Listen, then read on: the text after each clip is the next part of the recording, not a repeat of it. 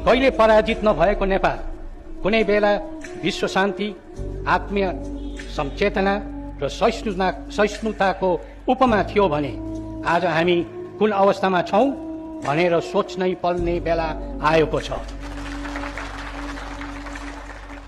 राष्ट्रको समग्र परिस्थिति र बितेका केही वर्षका राजनीतिक गतिविधि समेतलाई दृष्टिगत गर्दा चरम बाह्य हस्तक्षेप, जनतामा देखिएको निराशा, गन्तव्यहीन यात्रा हाम्रा निम्ति अभिशाप सिद्ध भएका छन्।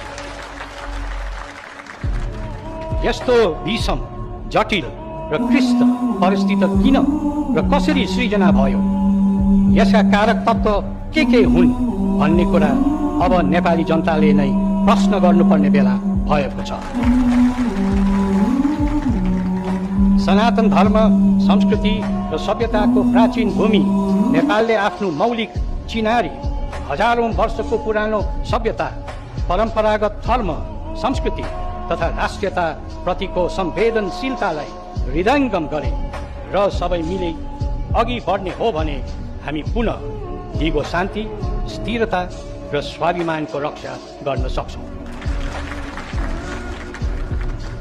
राजर्षि जनकका आदर्श, बुद्धका वाणी, स्वामी विवेकानन्दका विचार तथा अन्य अनेकौं विद्वान र विदुषीहरूले देखाएको बाटो र हजारौं वर्षदेखि हाम्रा पूर्वजबाट विरासतमा प्राप्त सद्गुण र सद्विचार अनुसार गर्दै अगाडि बढ्न सके मात्र ज्ञान र विज्ञानका बीच सन्तुलन कायम गर्न सक्दछौँ।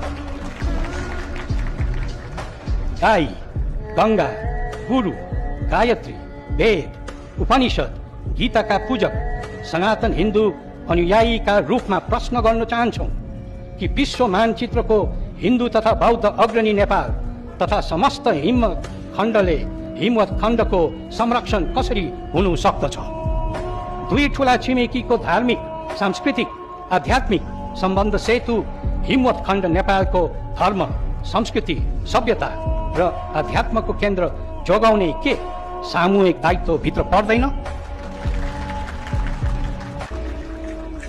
तराईमा बसोबास गर्ने नेपालीहरू आफ्नो धार्मिक साध्य पूरा गर्न पहाडी र हिमाली क्षेत्रमा अवस्थित मुक्तिनाथ, गोसाईकुण्ड, हलेसी र पाथिभारा जस्ता पवित्र तीर्थ स्थलसम्म पुग्छन् भने हिमाली र पहाडी क्षेत्रमा बसोबास गर्ने नेपालीहरूको पवित्र धाम जनकपुर र लुम्बिनी रहेको छ।